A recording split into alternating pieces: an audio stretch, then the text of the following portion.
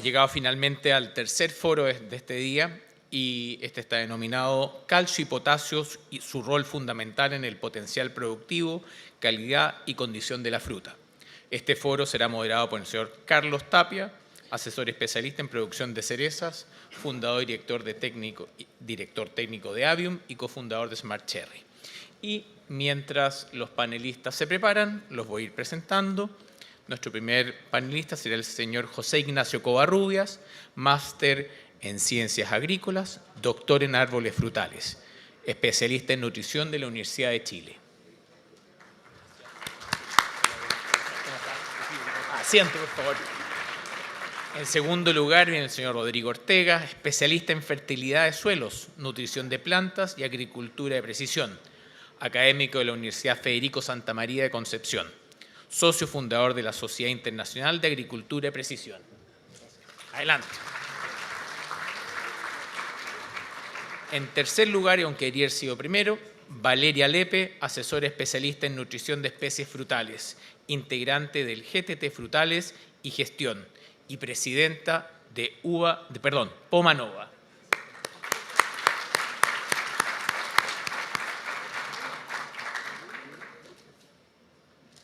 Finalmente, Óscar Carrasco, asesor especialista en agricultura, profesor de la Universidad de Chile y miembro de Pomanova. Adelante.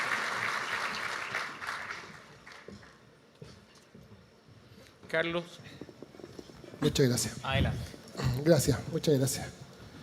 Buenas tardes a todos nuevamente.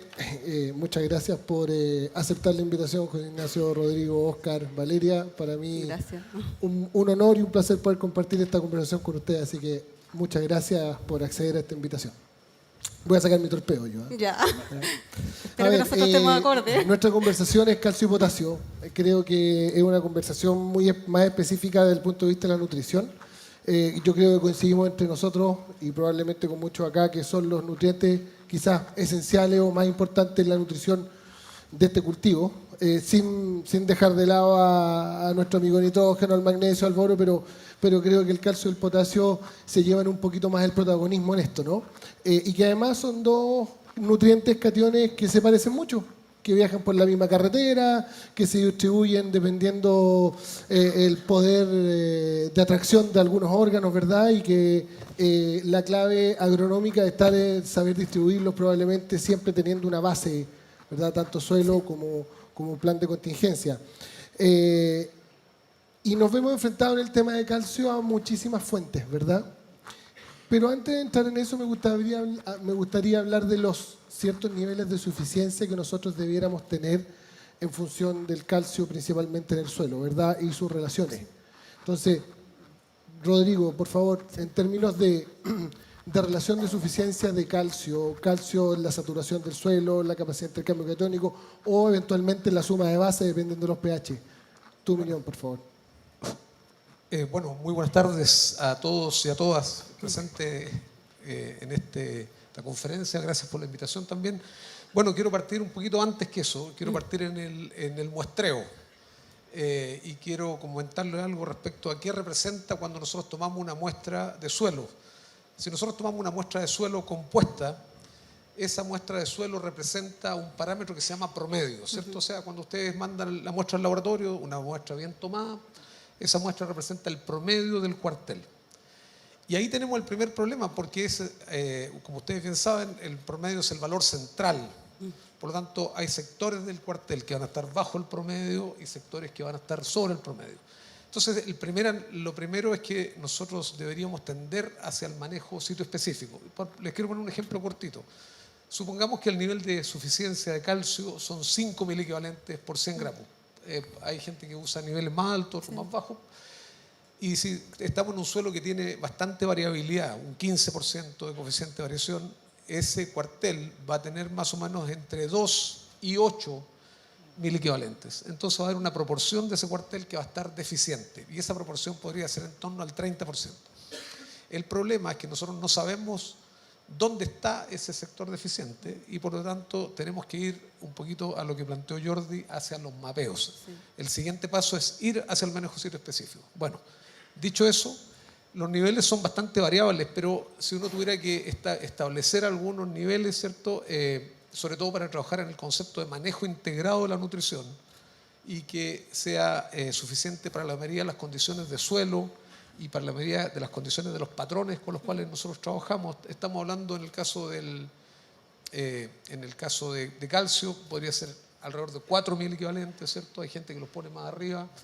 En el caso del magnesio estamos hablando de 1.000 equivalente aproximadamente por 100 gramos de suelo. Y en el caso del potasio estamos hablando de alrededor de 0,6 equivalentes, que son como 250 partes por millón de potasio. De potasio disponible. Claro, ese potasio extractable se llama, que incluye, cuando nosotros lo medimos en el laboratorio, incluye la fracción que está intercambiable en las cargas negativas del suelo, además de la fracción soluble.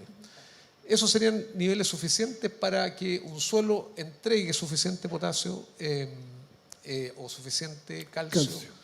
Y si me permite un minuto, Sí, sí. solamente un pequeño ejercicio, ¿cierto? Acá se planteó que en 60 días nosotros tenemos la cosecha, ¿no es así? Si nosotros calculamos, ponemos toda la demanda de potasio en 60 días y calculamos la tasa de extracción, ¿cierto? Calculamos primero cuánto potasio saca el cultivo para un rendimiento X, calculamos la tasa de extracción dándosela en los 60 días. Ese número es muy inferior a la capacidad de entrega que tiene un suelo que tiene 250 partes por millón. Absolutamente, ¿Ya? absolutamente. Ahora, si ese calcio, Ignacio, ese calcio lo relacionamos con las características del suelo, suma de base, capacidad de intercambio catiónica, siempre pensamos, como por defecto, que cuanto más calcio mejor, ¿verdad? Pero nosotros aquí trabajamos en relaciones, y los cationes tienen relaciones y se molestan unos entre otros. Entonces, desde el punto de vista técnico, ese número, ese porcentaje de ese calcio sobre la suma de base, sobre la capacidad de intercambio catiónica, ¿cuál es el número necesario u óptimo? Sí, bueno, muy buenas tardes a todos. Yo creo que también coincido en que esos pueden ser números variables, que van a variar en función de la textura, principalmente, de las propiedades físicas, etc. Pero a grandes rasgos, en un suelo que tenga un pH neutro, Sí. entre 6 y 7, y que esté equilibrado, alrededor de entre un 70 y un 80% de los sitios de intercambio debieran estar ocupados por calcio, ¿ya? Luego, entre un 10 y un 12% de los sitios de intercambio deberían estar ocupados por magnesio, entre un 2,5 y un 5% por potasio, y el sodio y otros cationes van a estar ocupando la fracción En base a la misma pregunta, porque si ese calcio participa en más allá del 80% de esas relaciones, ¿verdad? Nos está molestando a los pisos inferiores, ¿verdad? A nuestro magnesio y nuestro potasio. Si uno establece competencias 1 a 1, efectivamente, porque competencia entre cationes, los factores principales son el radio iónico y la carga. Correcto. Entonces, magnesio y calcio son bivalentes y de un radio iónico mayor en comparación con potasio y sodio. Ahora, a mí varias veces me han preguntado de dónde surgen esas relaciones, ¿por qué? Bueno, porque en general en un suelo agrícola, que repito, que tenga un pH equilibrado, esas son las relaciones que se han ido dando en la evolución del suelo, y esas relaciones la planta las conoce. Es decir, los sistemas de absorción de la planta, que se basan en una densidad de proteínas transportadoras intermembrana para cada uno de estos iones que son específicas, están genéticamente, digamos, destinados a tener una determinada cantidad. Entonces, suelos que están desequilibrados, que ocurre mucho en ciertos suelos de la zona central y en otros también, el potasio suele estar bajo y el magnesio suele ser el catión que suele desplazarlo. El problema de eso es que confunden los sistemas de absorción de la planta. La planta no tiene un diseño genético y de absorción acorde a esa distribución de cationes en el Rodrigo. suelo. Solamente quería aportar respecto a dónde salen esas relaciones. Esas relaciones fueron establecidas desde suelos molisoles de Norteamérica, ¿cierto? ¿No así? Y efectivamente las relaciones hay que tomarlas con pinzas. Es más importante las concentraciones, los contenidos que las relaciones. Ustedes pueden tener suelos que no cumplen ninguna relación y sin embargo son bastante productivos y funcionan. Y además hay otro elemento que quiero poner en la mesa para no acaparar el micrófono, solamente que en el suelo no solamente existe la planta y el suelo, están los microorganismos también que cambian todo el sistema. Así es. Bueno, y de ahí extraigo un par de detalles de esa conversación y los hago participar a Óscar y a Valeria con respecto a los pH. Porque nos detenemos a hablar de calcio y potasio muchas veces, José Ignacio dice, y cuando el pH es neutro y los valores, estos podrían ser los indicadores.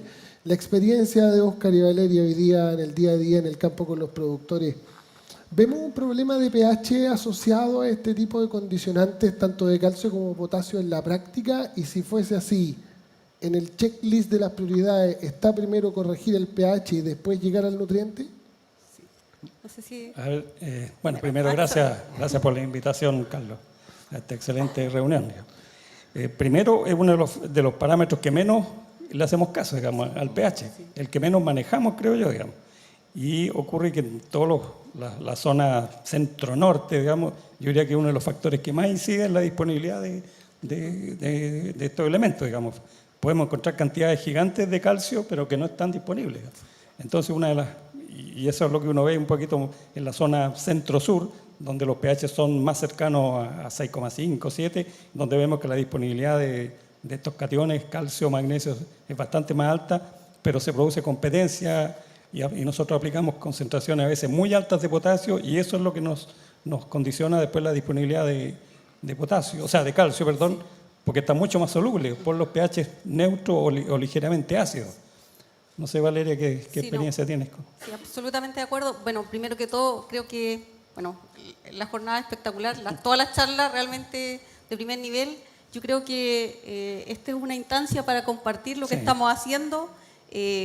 Tenemos exigencias productivas altísimas. Yo calculaba que pasar de los... Bueno, como decimos en el huerto, yo creo que no hay que usar más en la estimación con 10 gramos porque eso no existe. No es rentable los 10 gramos. No es detectable, No o sea, no es no es rentable. rentable. Entonces, pero tenemos, para pasar de los 10 a los 11, algo, eso es como un 15% más de exigencia. El salto es muy, muy grande. Yo creo que hoy día lo vimos reflejado en todo lo que se mostró. Todas las variables, se habló mucho de la parte de variedades, yo creo que las exigencias en las variedades nuevas son muy, muy altas.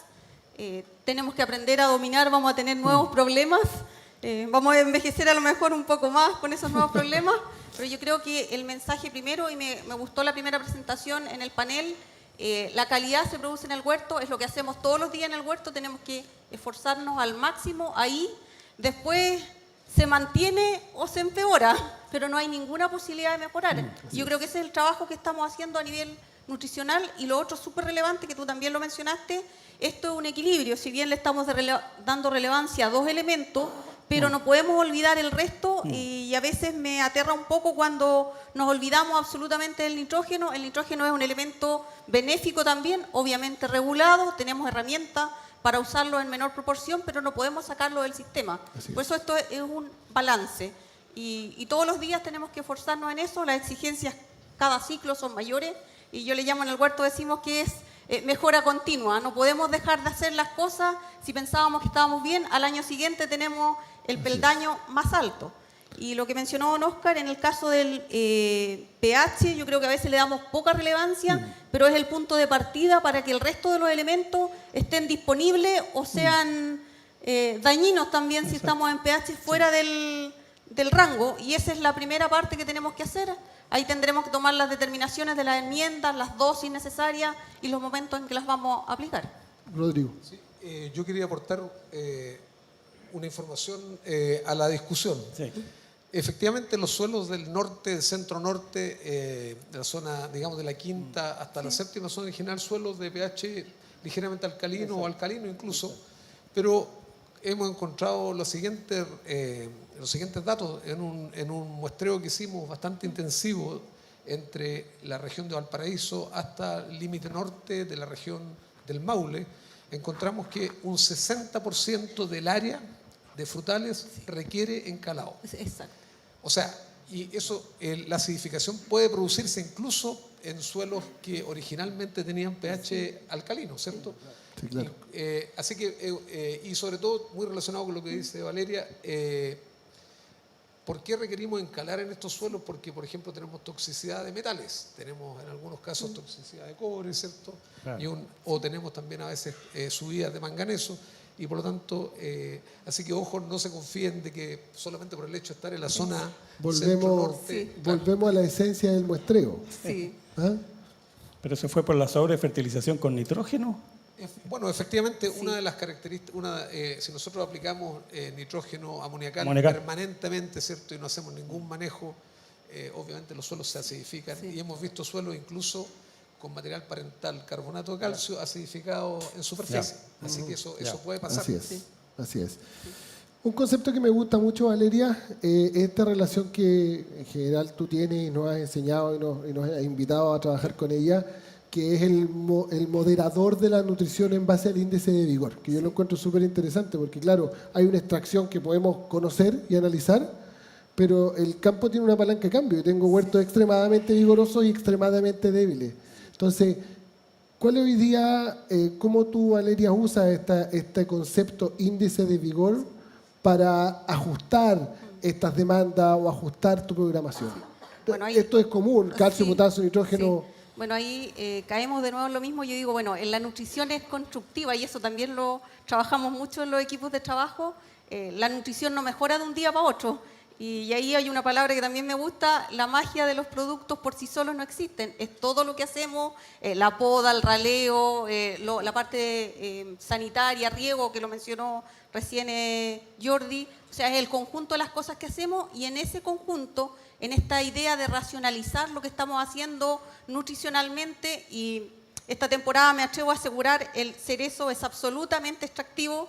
Esta temporada por cosas económicas teníamos que ajustar el cinturón a lo que íbamos a hacer y a los árboles se le notó que llegaron con un estándar de crecimiento algo más reducido. Si bien cumplimos con lo que queríamos lograr, pero no era ese árbol así con la frondosidad que veníamos trayendo las temporadas anteriores. Y en ese sentido, yo creo que esta nota de racionalizar lo que hacemos, que es una nota que cualitativa y la vamos trabajando con el equipo ahí en cada uno de los huertos, pero yo creo que nos ayuda a decidir cuánto vamos a aplicar, principalmente en el caso del nitrógeno, por ejemplo, que se mide esto y, no sé, pues yo ahí teníamos unos números, en el caso del cerezo, este índice de vigor que se mueve entre 1 y 5, nuestro árbol perfecto era 3,5, incluso hoy día lo estoy dudando, que probablemente es 4, los números nos están diciendo que la mejor distribución de calibre está en los huertos que en teoría decíamos que eran muy vigorosos, tienen el 70-80% sobre 2J, entonces yo creo que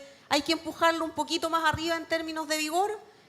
Tenemos que terminar con un árbol con suficiente crecimiento, tenemos las herramientas nutricionales para hacerlo, entonces esa nota hay que colocársela y ahí ir ajustando los nutrientes. Ahí yo también tengo un numerito en función de los portainjertos, también mejorable, y yo también es otra cosa que siempre nos repetimos en el huerto, todas las temporadas nos vuelven a enseñar cosas. Lo que sabíamos una temporada probablemente sufre algunas variaciones y esos son los cambios que tenemos que ir incorporando. Si nos quedamos con lo que sabíamos antes, estamos fuera de lo que hacemos técnicamente. Una pregunta para el panel completo, digamos, lo podemos discutir. Tomamos la determinación de armar nuestro programa de nutrición cálcica suelo. Fuentes: nitratos, sulfatos, cloruros, calciofluables, tiosulfatos. La dejo abierta. Yo diría todo. Sí, por eso digo que es constructivo y de hecho ya lo estamos haciendo. La mayoría de los huertos están hechas las enmiendas de invierno en las situaciones que así lo teníamos planificado hacer y es el primer paso en este sistema constructivo. Es el desde, llamemos. Es también la herramienta más barata que tenemos hoy día dentro del concepto de lo que se puede hacer. Ahí uno dirá, no sé, pues 3 toneladas, 4 toneladas o 5, ese número se calcula y se aplica cada 2 temporadas. En los suelos del más al sur probablemente necesitamos hacerla sistemáticamente todas las temporadas.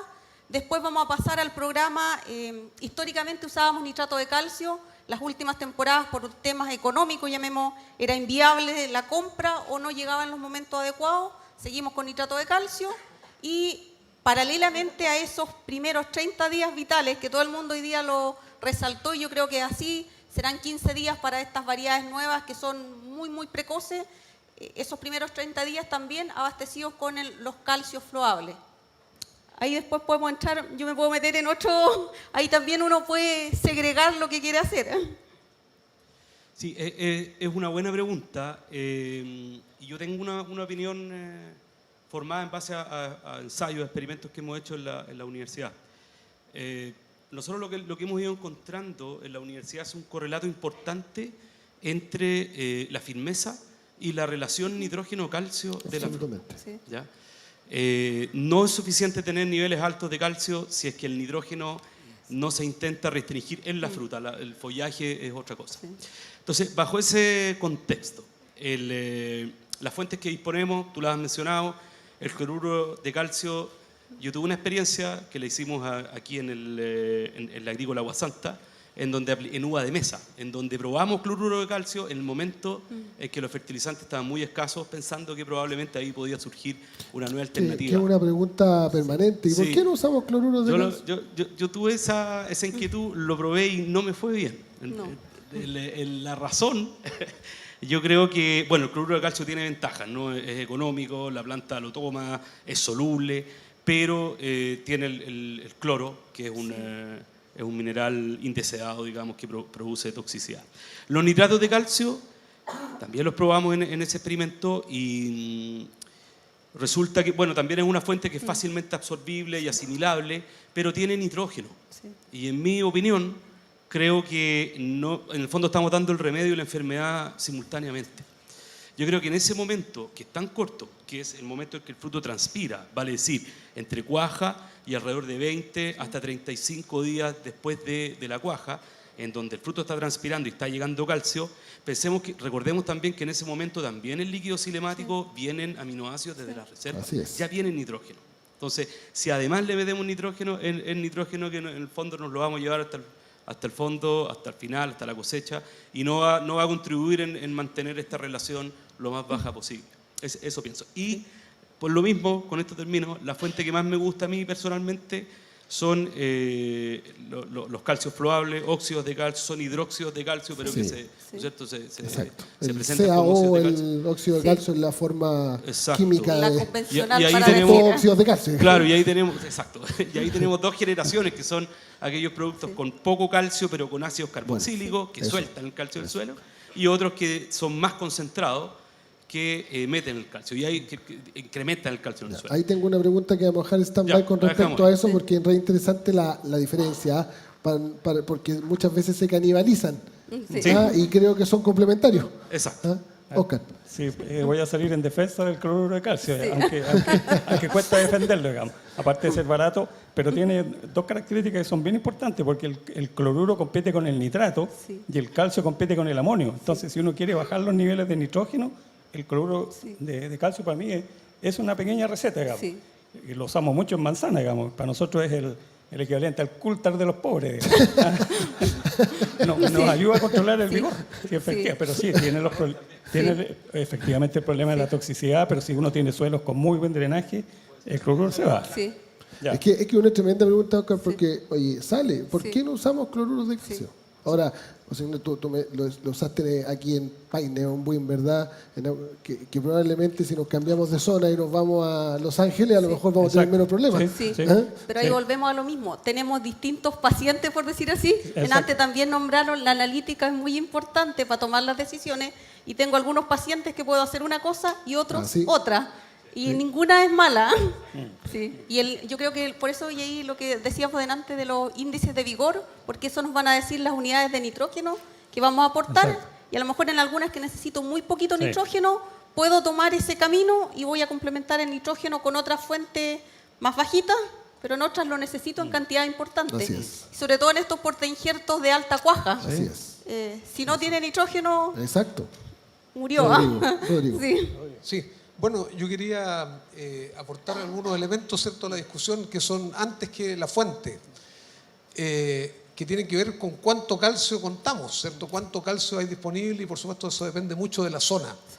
Por ejemplo, si estamos aquí en la sexta región y miramos un suelo tipo, posiblemente 5 por 2 son 1000 ppm. Sí. Por 3, para pasar a kilos por hectárea, son 3000 kilos de calcio que hay ahí potenciales. Ustedes dirán, no todo llega a la solución, que llegue entre un 2 y un 5%. 5% de 3000 es una cantidad muy importante. Por otro lado, el agua. Estaba mirando recién un análisis de agua del Cachapoal, típica, ¿cierto? Sin calcio.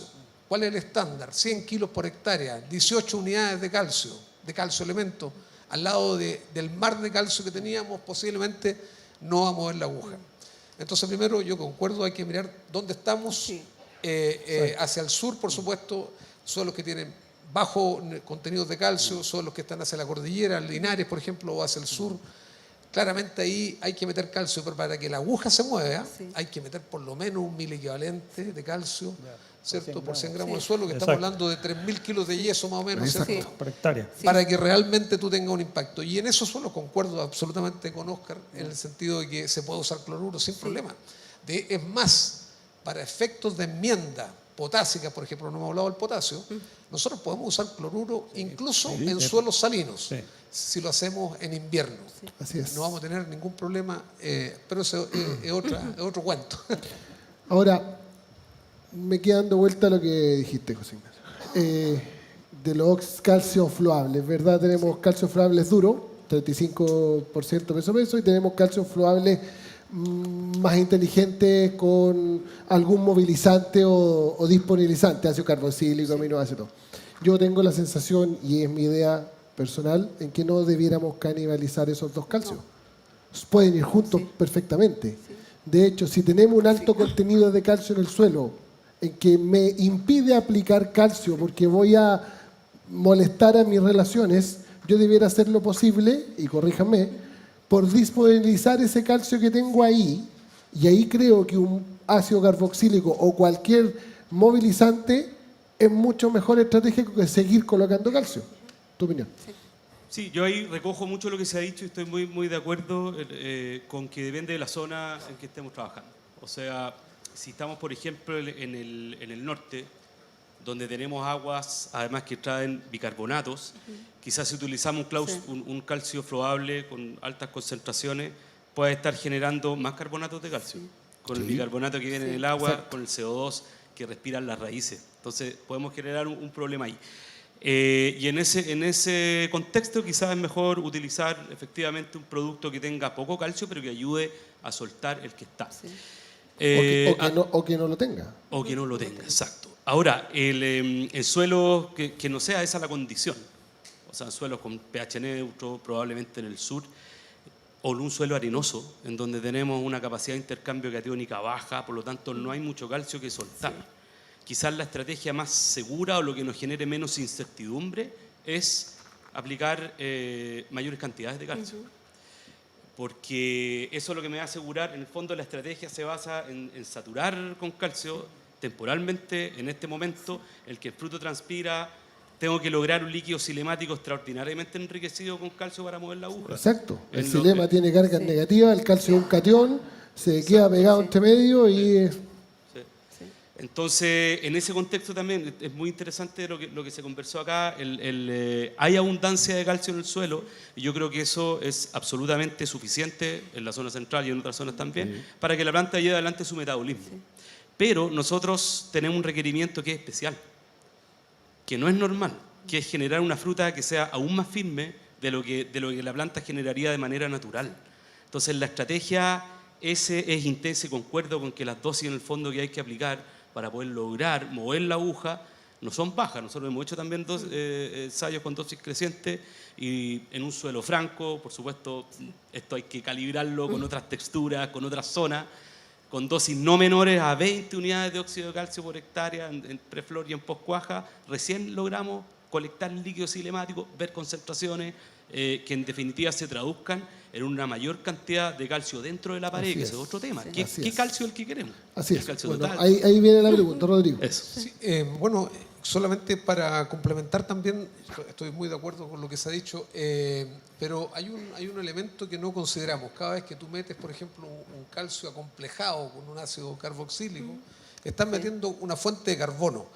Y al meter una fuente de carbono al suelo, la actividad biológica también cambia y es muy probable que los efectos que uno ve no tengan nada que ver con el calcio incluso, tengan que ver más con la absorción.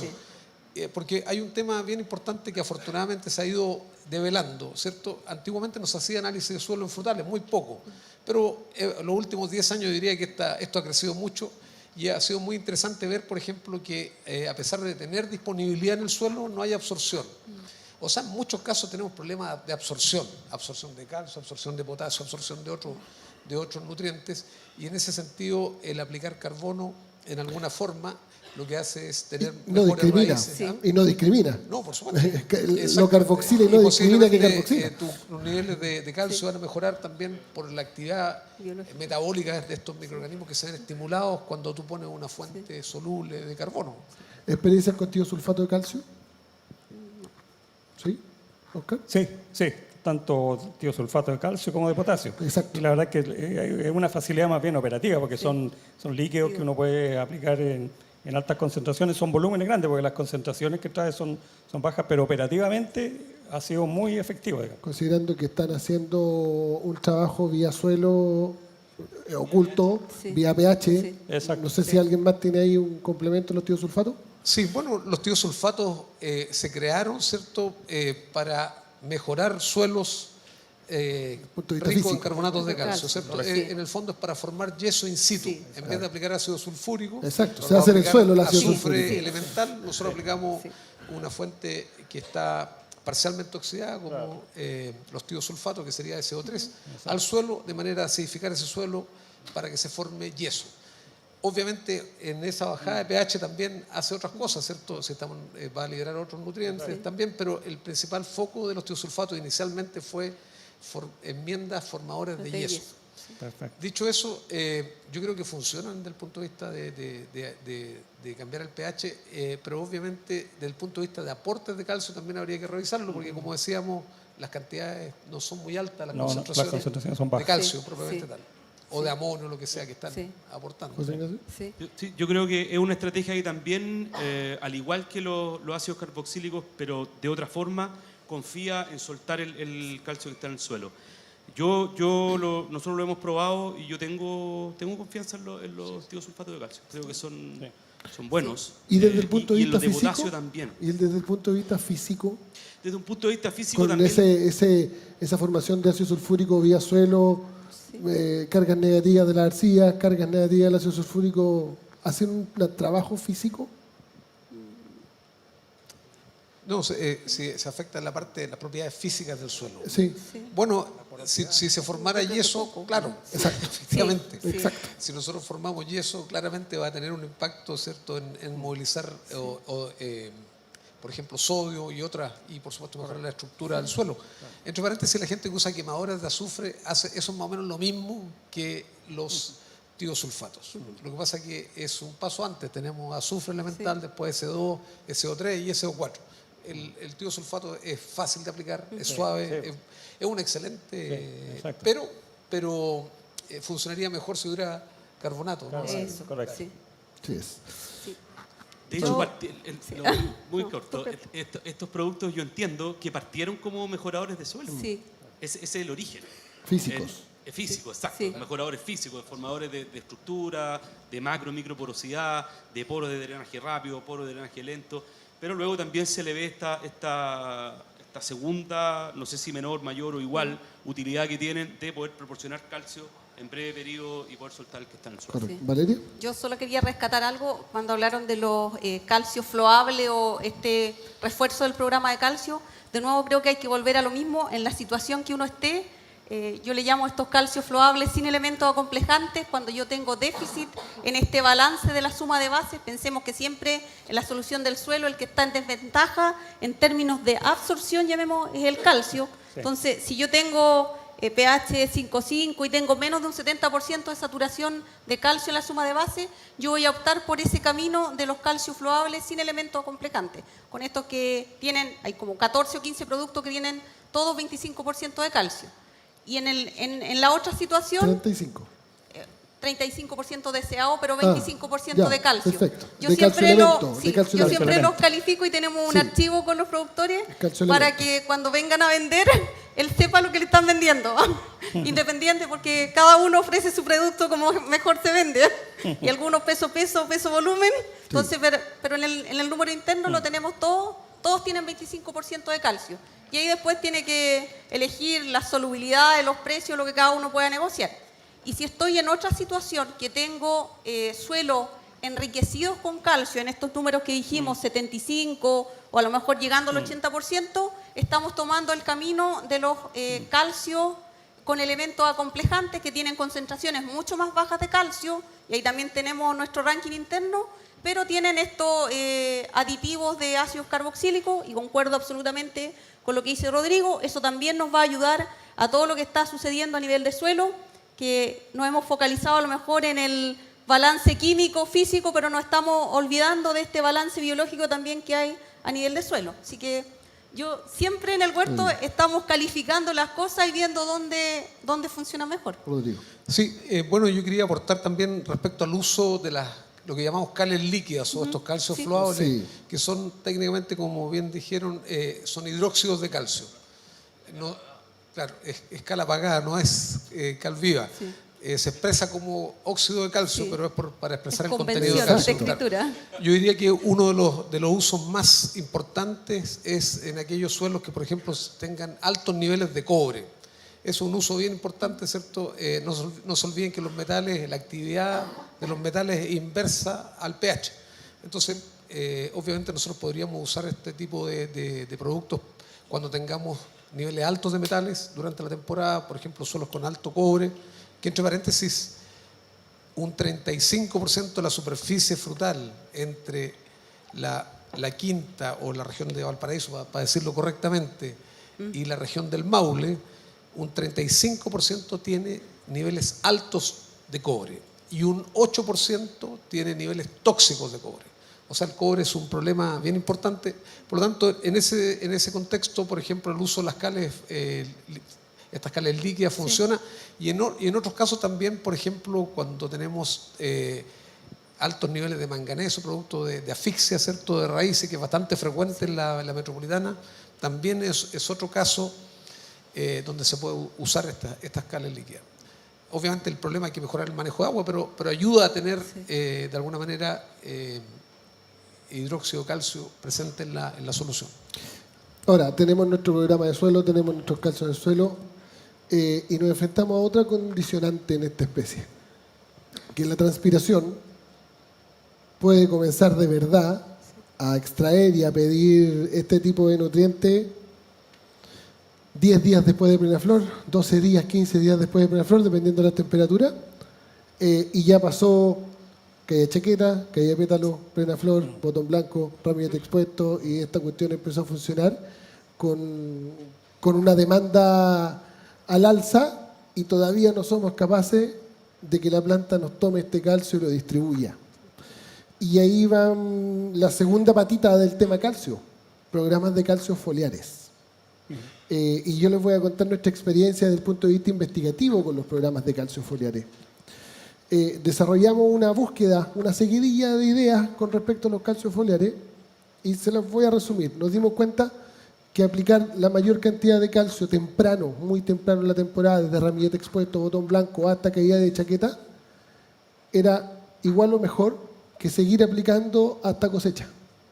Pero era muy, muy distinto si lo aplicábamos desde caída de chaqueta hasta cosecha. Y probamos muchas fuentes foliares comerciales a dosis extremadamente altas, concentraciones extremadamente altas. Y nunca respondió mejor que haberlo aplicado temprano, a otras concentraciones de etiqueta también. ¿Ya? Me gustaría entrar en esa discusión. ¿Qué tanta importancia le estamos dando a los calcios foliares o a los programas de calcios foliares, complementando o esperando que la planta se digne a tomar el calcio y distribuirla? Sí. ¿Ah? Valeria. Bueno, no sé si puedo empezar. Yo creo, bueno, ahí volvemos también a este sistema constructivo.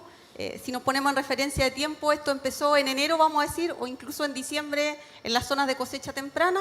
si nosotros sabemos, y pasa en algunos suelos, llamemos que son muy pesados, que el programa de fertilización de la próxima primavera va a empezar tarde, el programa del verano también tiene que darle énfasis al aporte de calcio al suelo y lo estamos haciendo vía calcio florable.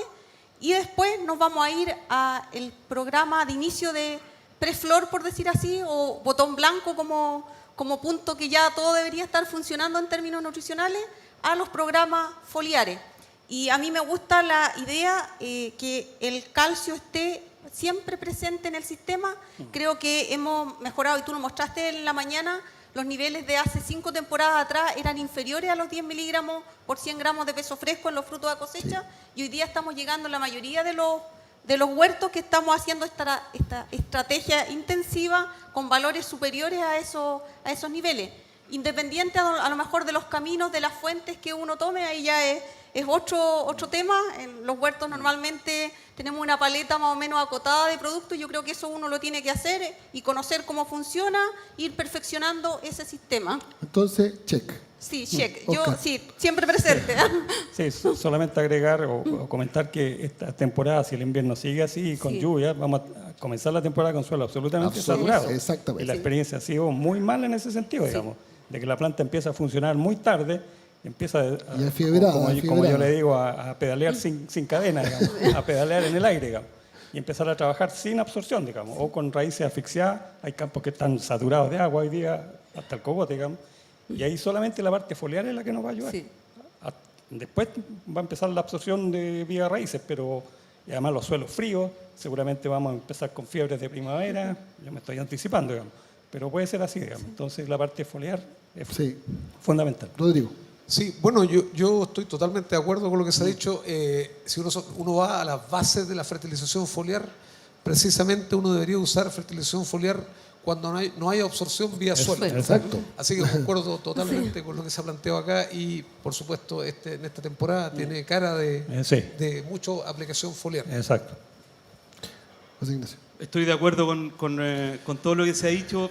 No tengo experiencias personales con aplicaciones foliares, digamos, cuantiosas o con numerosos ensayos, pero lo que la literatura señala en la mayor parte de los frutales es que en ese mismo periodo en que el fruto transpira, independientemente de cuándo se activa, entre cuaja, 20, 30 días después de la cuaja, aparentemente también ese es un momento en donde el fruto está receptivo a absorber Correcto, cosas. sí. Entonces Sí. también temprano, Sí. los arandaneros lo vieron. Son aplicaciones bien ineficientes desde el punto de vista del impacto De la a la cantidad. superficie que Sí. le estamos llegando Sí. a la planta. ¿ah? Pero es el momento en que también está comprobado que todos los tejidos verdes y pétalos y sépalos también van a absorber. ¿ah? Aunque vamos a impactar en una menor proporción, pero están ahí. Pero la tasa de absorción por centímetro cuadrado es muy alta, Exacto. aunque sean pequeños tejidos. Exacto, Sí. Rodrigo. Solamente quería aportar datos que están en la literatura, ¿cierto? Cuando se ha hecho revisiones a nivel global de los momentos de aplicación del calcio, en cerezo en particular, se ha encontrado que incluso hay respuestas bastante tardías. O sea, efectivamente, Sí. incluso se habla de que previo a cosecha, cuando con fruto terminado, prácticamente también hay absorción. Así que no hay que tampoco, si ustedes tienen tienen fruto blando, de repente uno podría intentar estrategias de ese tipo también. Ya. Desde ese punto de vista, cuando nosotros vamos a medir el impacto del calcio, ¿ya? Uno siempre dice más calcio en la fruta, más concentración de calcio en el fruto, ¿verdad? Los 10 miligramos por 100 gramos de peso fresco, más firmeza y todo. A mí me ha llamado muchísimo la atención que hemos hecho muchas investigaciones y desarrollo con las fuentes de calcio florable, y cuando destapamos los factores respuesta al final de la investigación, en donde medimos todos los parámetros nutricionales y también de calidad de condición, si yo tapo todos los parámetros productivos y me voy a ver la concentración de calcio en el fruto a dosis crecientes de calcio florable, muchas veces no hay ni un movimiento en términos de concentración. Y uno dice, hey, no funcionó esto. Le puse 100 litros por hectárea y no funcionó, mirando solamente la concentración de calcio total en el fruto. Cuando destapas el resto, yo te diría que en el 70% del desarrollo que nosotros hemos hecho hay un impacto sobre el calibre. Y cuando tú tienes más calibre con la misma concentración de calcio, tienes más calcio. Sí. Más calcio por fruto. Sí. Exacto. Sí. Yo quería aportar Contenido, algo ¿ah? que lo habíamos Sí. comentado la otra vez, perdón, Carlos. Sí. que tiene que ver cómo se expresan los análisis de fruta. Sí. Nosotros deberíamos corregir por materia seca, Exacto, claramente. Sí. tal cual. Sí. No por peso ¿Cierto? fresco. No por peso fresco, Exacto. porque eso podría... Sí, podría porque esa es la duda que doy, y no funcionó el calcio. No tengo más calcio en la fruta. ¡Ey! Es más grande. O contenido, como usamos en las manzanas. exacto. Si tú tienes tu peso, sabes el contenido Exacto. que tiene, la fruta va a tener más. Sí. ¿No? Sí. Para ir redondeando y terminando lo del calcio, y una discusión bien rica que de repente la tenemos ahí con los colegas. Sí. ¿Calcio total o calcio, entre comillas, ligado? Digo entre comillas porque no siempre se mide, es la diferencia del calcio soluble. Valeria. Bueno, mi opinión ahí es bien crítica. Yo me quedo con calcio total. Más es más. Esté donde esté. No le creo a la medición del calcio ligado. Si ustedes miran los análisis, los números son 1 a 1. Y eso es imposible en cualquier extracción. Los que saben más de química me pueden corregir. Alguna pérdida tiene que haber. O sea, tú te refieres a que el calcio ligado más el calcio soluble te suma el calcio total perfectamente. Perfectamente. Eso es No imposible puede- no, matemáticamente. sí. Así Sí. es. Ese es mi... Rodrigo, perdón. Yo creo que aporta de todas maneras. Solucionados los problemas metodológicos que plantea Valeria, aporta a conocer el calcio total y cuánto de ese calcio total está efectivamente formando estructura. No olvidemos que el calcio sí es estructural, a Exacto, diferencia por supuesto, del exactamente. potasio. Entonces, yo creo que todo lo que aporte a tener Más calcios es más al final. Sí. Claro, está bien, el calcio total está bien, pero a mí me interesa también, y no solamente con el calcio, sino con otros elementos estructurales como el nitrógeno también, ¿cierto? Nos interesa saber qué proporción de ese calcio total está efectivamente en la estructura. Y efectivamente, si uno hace bien las mediciones, podría calcular ese calcio ligado o estructural de Exacto, alguna manera. exacto. Así que yo iría por ambos. Oscar. Pero hay temas analíticos, eso lo conversamos con José Ignacio, no sé si tú tienes bastante más Sí. base que yo para explicarlo, digamos, temas de diferencias de tipo de análisis para llegar a saber dónde está ese calcio. Bueno, en definitiva, tal como se ha dicho acá, el calcio ligado es una medición indirecta. Es el total menos el soluble, asumiendo que lo que no está soluble está en la pared. Y eso no necesariamente es así. Así, Es decir, exacto. el calcio se compartimenta en 3 partes. Está formando parte de los pectatos, que son 3 tipos de azúcares con calcio al medio, que es el que nos interesa. Sí. ¿Ya? Está el que se acumula en la vacuola y está el del retículo endoplasmático. Entonces, a veces, concuerdo 100%, Sí. a veces el calcio ligado nos da un indicio, un correlato con firmeza de fruta y otras veces no. Sí. Nosotros, a nivel de universidad, no es cierto, no para prestar el servicio, por así decirlo, optamos para poder estudiar la eficacia de las estrategias cálcicas, aislar la pared. Sí. Que eso se hace con centrífuga, tú aíslas la pared celular, la sometes a digestión ácida y mides el calcio que está ahí. Como eso no es posible hacerlo de manera masiva, Sí. ¿no es cierto? Yo creo que la medición de calcio, yo personalmente me quedo con el calcio total. El ligado no lo pido. Por es Y lo bien. otro, y lo Ahora, otro que concuerdo este- que a veces es bueno tener análisis en la mano. Yo creo Sí. que eso- Pero a mí Y me lo gusta la otro- idea, Perdón. sí, me Adelante. gusta la idea, al productor tenemos que meterle un número en la cabeza y Sí. ese es nuestro objetivo. Exacto. No, pocas variables, pero muy claras. ¿Ah? Así es. Rodrigo. Sí. No, yo les comento, es un tema estrictamente metodológico. Sí. No hay un problema técnico atrás, ¿cierto? No, por supuesto. Por ejemplo, Sí. si tú quieres, en vez de usar agua como extractante, tú perfectamente podrías usar un ácido débil, ¿cierto? Que es ácido acético, por ejemplo, perfectamente. Sí. Y lograrías, obviamente, una mejor extracción. Así que yo personalmente me parece importante saber, sobre todo los elementos estructurales, cuánto llegó a ser estructural, en el caso del nitrógeno también, ¿cierto? No basta con el número total, sino que saber dónde se fue ese nitrógeno, dónde se fue ese calcio. En defensa también de ese calcio soluble en agua que de repente uno escucha por ahí que se va a la basura, que yo no estoy de acuerdo, no nos olvidemos que está ampliamente reportado que todo el tema de nutrición cálcica en la planta está en pro de evitar de trabajar evitando todo lo que es estrés abiótico. ¿Eh? Eso está súper reportado en varias especies. Entonces no le restemos importancia a ese calcio que no va a ir a formar estructura, que no nos va a llegar, pero que está en el agua y que está ayudando a la apertura estomática, a la concentración de calcio, al evitar, etc. Entonces creo que también hace un trabajo silencioso que muchas veces nos concentramos demasiado en ese calcio mal llamado ligado o no soluble. Nosotros decidimos llamarlo calcio no soluble. Sí. Delante también se mencionó lo de los análisis de frutos, vamos a decir pequeños como decimos en las manzanas, pero muy anticipados. Hace muchas temporadas, una vez en un trabajo con la Agrícola San Clemente, intentamos hacerlo, pero la velocidad de respuesta no permite tener ninguna corrección o mejora de lo que habíamos planeado. Y yo creo que hoy día, en las variedades estas tempranas, que en 15 días sucedió todo, creo que es imposible. Sí. Sí, no hay ningún laboratorio que te tenga un análisis antes de 5 días. En el tintero lo que dice Rodrigo con respecto a la expresión de contenido de calcio en materia seca es súper importante, sobre todo en esta especie, porque lo que... Se me apagó. No, ahí. Cuando hablamos de, oye, yo tengo 7 miligramos de calcio por peso fresco, pero en el otro tratamiento tengo 10 miligramos de calcio en peso fresco. ¿Qué calibre medimos en cada uno? Por eso digo yo, hacerlo los pesos, contenido. Entonces, si eso lo expresamos en materia seca, aislamos ese error. Último de calcio.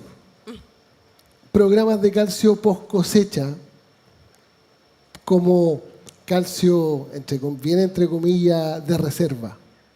Valeria. Sí, tú dices post cosecha en el árbol. Post cosecha en el árbol, post cosecha de huerto. Sí, bueno, lo mencioné antes, lo estamos haciendo en algunos huertos, sobre todo en estas variedades más, zonas más tempranas. Y yo creo que es la estrategia para las variedades tempranas que nos vamos a empezar a enfrentar como primeras cosechas en algunos huertos. Vamos a tener que potenciar mucho el programa de verano. Verano, llámese en ese caso, va a ser diciembre, enero y febrero. Yo le llamo post cosecha verano. Potenciar ese sistema de acumulación de calcio, como cargar el sistema anticipadamente para que lo empiece a usar después en el próximo ciclo. Tiene muy poco para hacer todo. Y ahí también creo que cobran que cobran relevancia estos programas con, en la próxima primavera con elementos acomplejantes con ácidos carboxílicos, para que lo use rápidamente. Tiene nada para hacer todo. ¿Alguien más? ¿Algún comentario? Bueno, la estrategia general no tiene que ver solamente con el calcio, sino que de post cosecha tratar de mantener una canopia activa, ¿cierto? Que esté funcionando, que tenga transpiración para que haya movimiento. Claro. Ya no hay crecimiento, claro. pero está el metabolismo. Sí, pues está el metabolismo y obviamente la idea es que esa canopia esté funcionando, se produzca absorción, obviamente del calcio que nosotros ya habíamos corregido, se supone. Claro. Y obviamente el tema de absorción de nuevo pasa a tener mucha relevancia. Yo creo que muchos de los problemas que tenemos en Chile tienen que ver más con la absorción que con la disponibilidad. O sea, tenemos suficiente nutriente en el suelo, pero por diferentes motivos no están siendo absorbidos, y ahí, por ejemplo, el uso de materia orgánica soluble como los ácidos carboxílicos, el uso de microorganismos, por supuesto que ayuda mucho a la absorción no solamente de calcio, sino que de todos los nutrientes. Yo creo que tiene una lógica muy clara, ¿no es cierto?, que sobre todo en Caró son todos aquellos frutales que primero florecen y luego emiten su crecimiento vegetativo. El calcio, que participa en formación de pared celular y en división, ¿no es cierto?, en flor y en estadios muy tempranos, debería venir de la reserva. Pero en la literatura no hay mucha claridad de eso, a pesar de que tiene mucha lógica. Sí se saben algunas cosas, como por ejemplo, se conoce la estructura mediante la cual el calcio forma reservas, que es como oxalato. Y el oxalato se va acumulando en los brotes conforme va llegando a los tejidos. ¿Ya? El exceso de calcio en el fondo hace que se forme oxalato dentro de la vacuola a través de cristales de rafidio y también probablemente afuera. En ese contexto yo creo que las preguntas que surgen son: ¿en qué material se forman estas estructuras? Yo tiendo a pensar que es en dardo, en estructuras productivas. Que sería ideal. Sería el ideal. Probablemente también en raíces. Si es la primera opción, en el momento, ¿cuándo se guardan? ¿Conforme la madera frutal se va formando?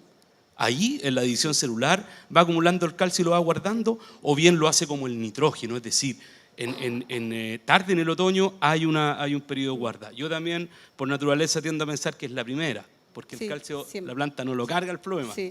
Lo que quiero decir en el fondo es que es algo que tiene lógica. Lo que pasa es que esa pregunta respondería en los momentos en que yo debería aplicar el calcio. Si lo tengo que aplicar conforme los frutos van creciendo, si tengo que ir más tarde, etc. Y yo creo que esa información todavía no la tenemos muy clara. Hay cierta lógica, pero hay preguntas que son desafíos, ¿no es cierto?, para nosotros, que todavía hay cabos que atar con eso. Sí, Esa perfecto. es mi opinión. Perfecto. Sí, una experiencia absolutamente paralela y nada que ver con los cerezos, pero una vez visitando por casualidad un vivero de rosas en Alemania, ellos aplicaban calcio todo el verano y sobre todo en otoño antes del invierno, porque según ellos las plantas se endurecían y eran mucho más resistentes a las heladas De con acuerdo. las aplicaciones de De calcio. acuerdo. Esa es una pregunta que tengo guardada para el potasio también. De verdad. Rodrigo. Bueno, no solamente el calcio se acumula en vacuolas, como tú lo dices, también a nivel de la estructura de la planta, en las paredes celulares, en el apoplasto, llamémoslo. Sí. Hay también sitios de intercambio, al igual que en el suelo, Claro. y el calcio se ubica ahí también, así que perfectamente podría haber Sí. calcio también en cantidades bien importantes ahí. Sí. Por lo tanto, la aplicación de calcio en cualquier tejido sería positiva. Sí. Claro. Sí. Ya está, se caracterizó la enzima que degrada el oxalato de calcio, que es la oxalato oxidasa, que es una enzima que del oxalato de calcio forma ácido ascórbico y peróxido de hidrógeno, y en la ruptura de las yemas eso está asociado a concentraciones de peróxido de hidrógeno. Entonces son estudios que yo creo que se pueden hacer, midiendo la actividad de la enzima, las distintas estructuras, ¿no es cierto? Poder ver desde dónde ocurren los flujos hacia la fruta. Sí. Potasio. Coincidimos en términos de suficiencia agronómica. Potasio disponible 200, 250 partes por millón. Sí. Rodrigo. Sí. ¿Sí? Sí. ¿Cierto? Sí, por supuesto. Sí. ¿Perdón? El suelo, sí, Sí, un suelo, sí. verdad. Potasio disponible sobre la capacidad de intercambio o suma de base dependiendo del pH, 4 o 5%. Sí. ¿Cierto? Más cerca del 5 Sí. mejor. Más cerca, Sí. más cerca del 5 mejor, Sí. ¿verdad? Sí. Sí, pero hemos llegado a casos extremos donde hemos visto saturaciones de potasio. Me ha tocado ver Sí. personalmente saturaciones de potasio del 30%. ¿Y ¿no? qué hacemos ahí? Suelos maiceros. Claro. No en Chile, sino que aplicaciones en Antes, otros hace suelos, 3 años ¿cierto? atrás, y no ahora. No, por temas, pero claramente un suelo con 1000 partes por millón de potasio no es lógico, ¿cierto? Sobre todo si No, estamos claro, hablando de la competencia iónica y las Exacto, cosas con que el estábamos calcio. conversando inicialmente. Está bien, las relaciones son importantes hasta cierto punto. El nivel de suficiencia es más importante, pero tampoco nos podemos ir a los extremos. Pero no es tan difícil ver algunos análisis Sí, sí. solo con 400 Sí, partes por sí, millón. sí. En un suelo franco arcilloso, sí. no es tan difícil. Sí. Ahí es, ¿seguimos aplicando potasio? Solamente, ¿Con 400 partes por millón? solamente podría hacer la mantención si quieres mantener tus 400 partes por Y no millón. bajarla. La extracción. Ya, pues tenéis 200 para jugar también. También. De hecho, se hizo, ahora que los fertilizantes estuvieron caros, muchos productores dejaron de aplicar y fue matemático, ¿no así, Sí. Jordi? Fue matemático, ¿cierto? Sí, claro. Calculamos cuánto iba a bajar y bajó Sí. más o menos. Claro. Sí, Sí. oye, La yo, extracción. es que yo creo que eso es interesante analizarlo. Oye, tenemos 400 partes por millón. Ahí tú tienes que, bueno, siempre que uno hace los programas está mirando todo lo que le está Claro. pasando. El suelo, la fruta y Exacto. los niveles foliares. Exacto. Si tengo colchón para bajar, puedo bajar este índice de extracción que vamos a usar en el caso del potasio.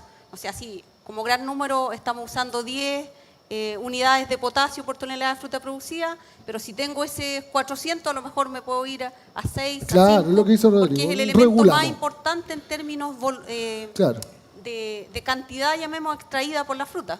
Esa fruta que queremos que sea de más de 28 milímetros. Y ahora, fuentes, nitratos, cloruros, sulfatos, y ahí una discusión súper interesante con respecto al cloruro, ¿cierto? Porque tenemos reticencia como industria, no usemos cloruro, se nos van a quemar la planta. Bueno, por ejemplo, en la región metropolitana, ¿cierto?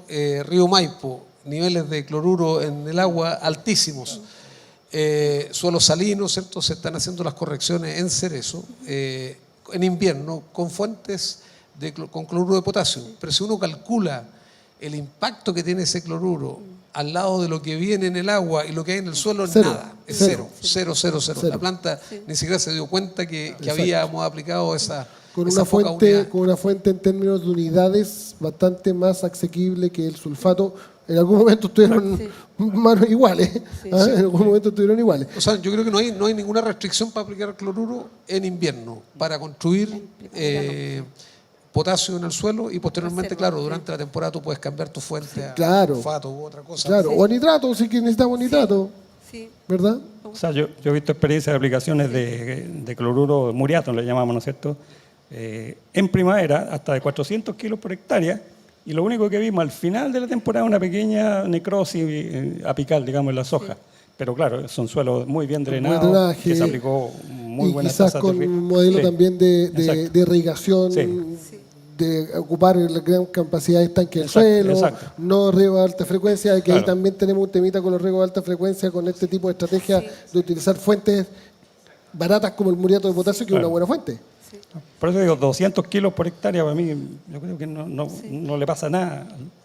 Yo creo que ahí uno, bueno, volvemos de nuevo a lo mismo, como a seccionar, y en algunos casos puede ser, yo creo que ahí también hay que ponerle número a eso, qué significa, porque necesitamos dosis más altas de lo que voy a hacer en invierno. Normalmente si es un suelo que está muy deficitario, puede ser una vía.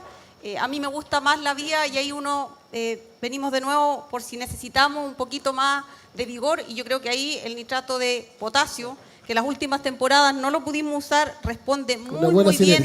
Sí, muy bien en términos de la terminación de fruta, de ese impulso final de energía, y en los casos que tenga excesos de vigor o que tengo suficientes niveles en el suelo de nitrógeno, obviamente me cambio a solamente potasio. Voy a volver un poquito atrás con el tema nitrato calcio. En huertos de formación, para mi gusto, el nitrato de calcio es un muy buen mix para desarrollar y armar estructura al mismo tiempo.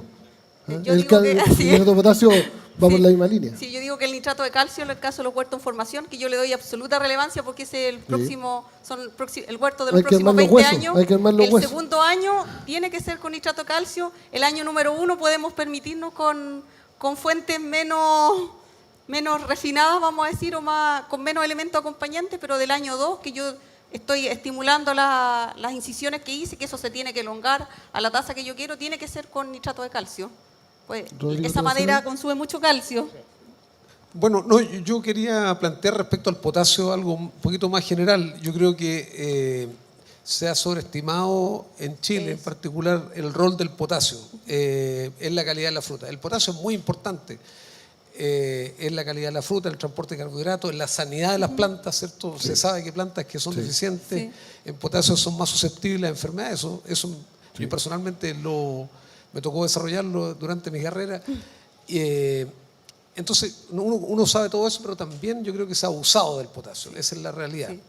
Los programas están demasiado cargados al potasio y efectivamente lo que ha ido pasando cuando la gente ha ido racionalizando sus programas, no ha pasado nada. No. Efectivamente, porque basta que haya niveles buenos, porque acuérdate, los roles del potasio tienen que ver con el control de algunas enzimas, o sea, no hay un rol estructural de partida. Bajo un concepto racional. Eso no quiere decir que no apliquemos nunca más. Porque no estoy diciendo eso. Estoy diciendo que es importante destacarlo. Exacto. Yo creo que hay que aplicar, mantener la fertilidad de los suelos, todo eso hay que hacerlo, pero no es en las cantidades, ¿cierto?, que se pensaba anteriormente. Bueno, y respecto al tema de los nitratos de potasio, los nitratos de calcio en particular, yo insisto en el tema, en particular el nitrato de calcio. Es bien importante ver cuánto estamos aportando. Yo creo que ese es un tema que no hay que mirar en menos, porque a veces uno está aplicando calcio, por ejemplo, con nitrato de calcio, pero las cantidades que está aplicando son bastante pocas y que realmente no van a mover la aguja. No. Es casi un acto de fe, diría yo, es la verdad. Pero ayuda ese calcio en esa sinergia inicial, llamemos, es súper relevante, y yo creo que le eché de menos el año pasado en lo que estábamos haciendo, porque la mayoría de los casos no usamos nitrato de calcio en ese ciclo temprano. La pregunta es, ¿dónde me gasto la plata? Por ejemplo, ¿cierto? A lo mejor yo me la debería gastar en ácidos carboxílicos, ¿cierto? Madera orgánica, en microorganismos, tal vez. Eso es lo que yo quería plantear como elemento de discusión. Sí, correcto. Mira, si yo no tuviera que ver el tema de costos, que evidentemente no se puede dejar fuera, pero yéndonos más hacia la parte fisiológica, productiva, a mí me gusta mucho el nitrato de potasio. Es decir, terminando con la campaña del calcio, comenzar a aplicar nitrato de potasio con dosis crecientes. Recordemos que un 60-70% del potasio que un árbol absorbe lo destina a la fruta. Cuando los frutos son más pequeños, dosis más bajas, e ir incrementándola hasta la cosecha, parando antes de ella, por supuesto, y complementando con sal de Manejando potasio. el vigor.